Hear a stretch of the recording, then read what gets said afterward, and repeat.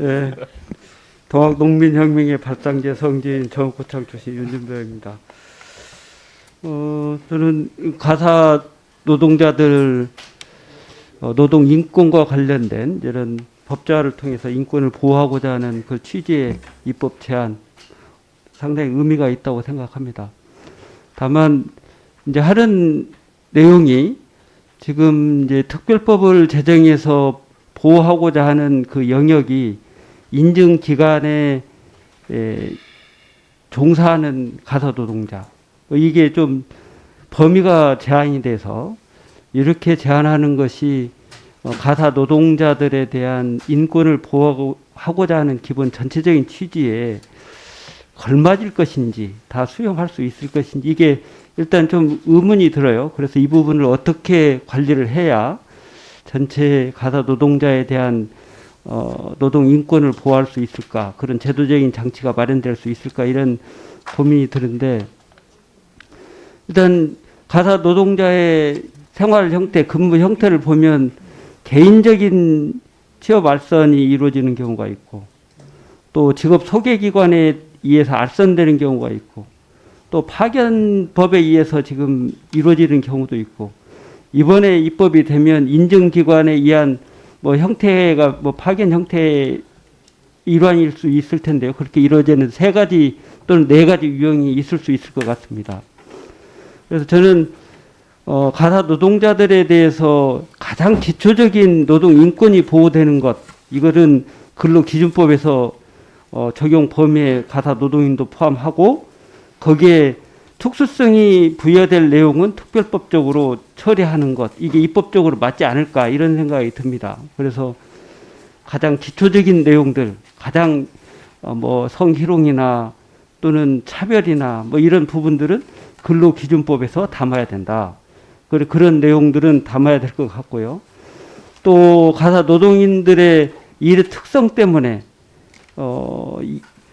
특수 상황을 부여해야 될 내용들은 특별법에서 처리를 해야 되지만 알선행위나 또는 뭐 파견과 관련된 이런 내용들은 이제 여기에 담겨 있는 내용들을 해야 될 것 같아요. 그런데 우리 장정우 이제 본부장 진수님께서 한 내용 보면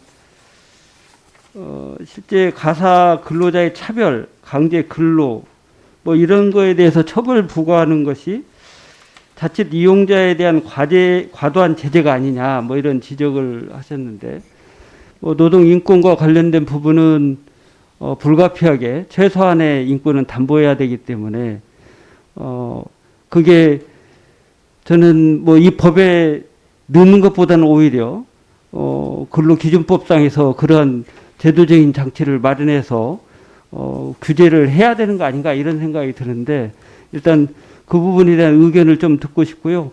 또 우리 고용정책실장님께 입법과 관련해서 3가지 이제 크게 보면 3가지나 4가지 유형에 해당되는 법제적인 뒷받침이 같이 정리될 필요가 있을 것 같은데 그 부분에 대해서 고용노동부 차원에서는 어떤 고민들을 하고 있는지 이 내용에 대해서 좀 답변을 해 주셨으면 좋겠습니다.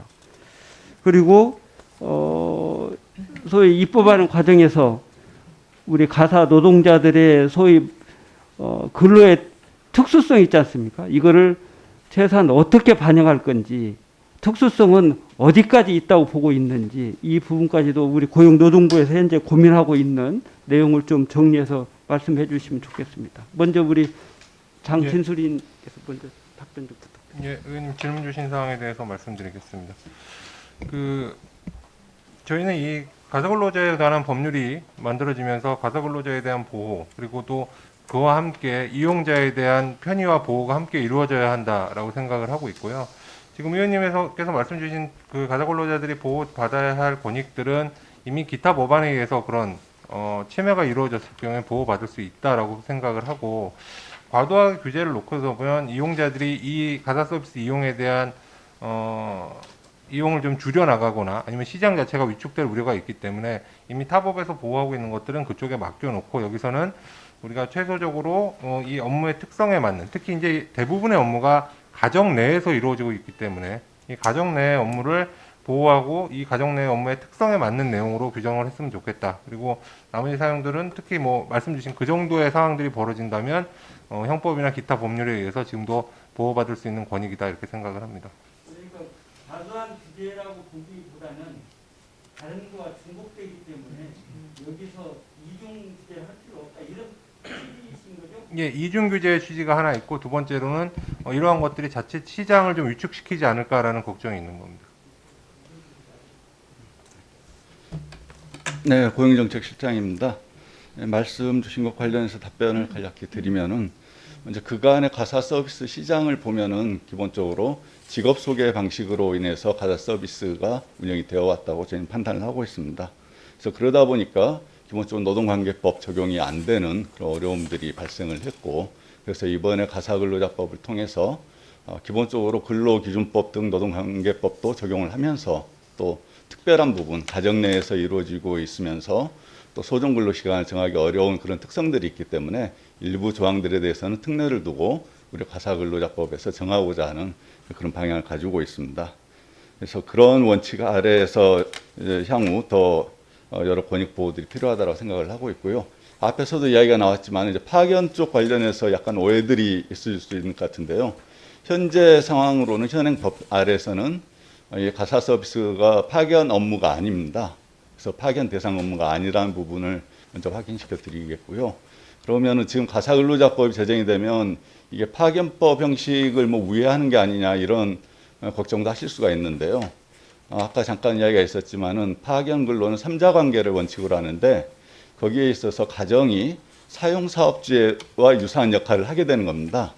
그런데 파견법상에 의미하는 사용사업주라는 것은 업을 유지를 하는 걸 전제를 하거든요. 근데 가정에서의 이용자의 지위라는 게 사업주 지위하고는 같이 병행되기 어려운 측면이 있습니다.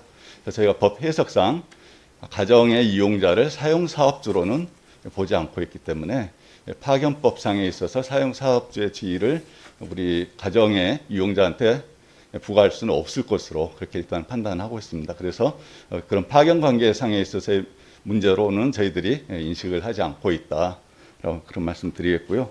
기본적으로는 이번 가사근로자법을 한다 하더라도 여전히 의원님 지적하신 것처럼 상당수의 직업 소개 방식으로 전통적으로 해왔던 그런 방식의 가사 서비스 종사자도 남게 됩니다. 그래서 그 부분에 대해서는 앞에 이야기 나왔던 것처럼 지금 플랫폼 종사자 보호법이 또 같이 검토들이 되고 있기 때문에 그런 비어있는 부분에 대해서는 그 보호법을 통해서 같이 보완을 해나가고 저희 또 고용보험법에 있어서도 전국민 고용보험을 추진을 하면서 특고 프리랜서 등등을 지금 이제 포함을 시켜서 진행을 하고 있어서 그런 과정에 있어서 사회 안전망도 좀 더 확충되는 그런 방향으로 앞으로 좀 더 나아갈 수 있을 것으로 기대를 하고 있습니다.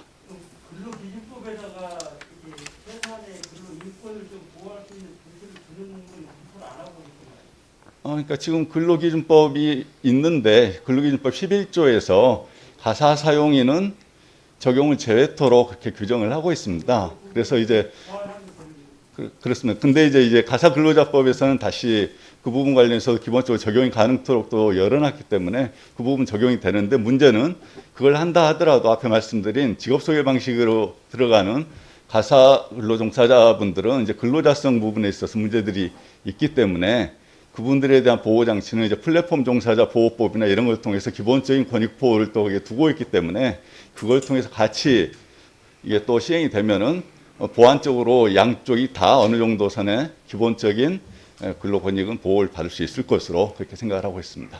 예, 수고하셨습니다. 예, 다음은 우리 이수진 의원님 질의해 주십시오.